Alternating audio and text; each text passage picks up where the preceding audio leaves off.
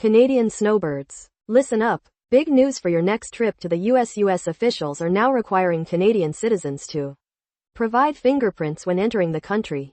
Yes, that's right if you're a snowbird or just heading across the border.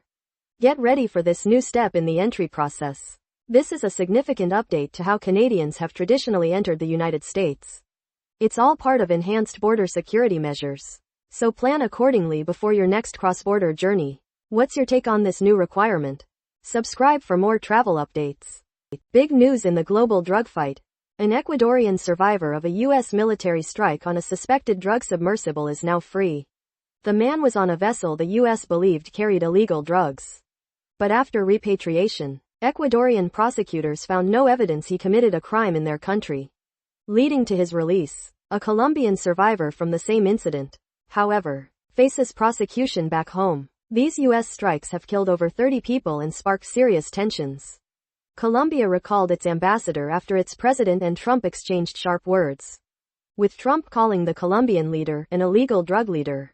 Ecuador's president supports the anti-drug fight, while Trump defends these actions as an armed conflict. What's your take? Subscribe the channel for more updates. A Romanian EU politician just made a shocking threat against Ukraine's President Zelensky. Diana Sosoaca, a member of the European Parliament from Romania, publicly declared she would break Zelensky's legs if he dared to speak in her parliament. She made these extreme comments at a pro-Kremlin event held in Moscow.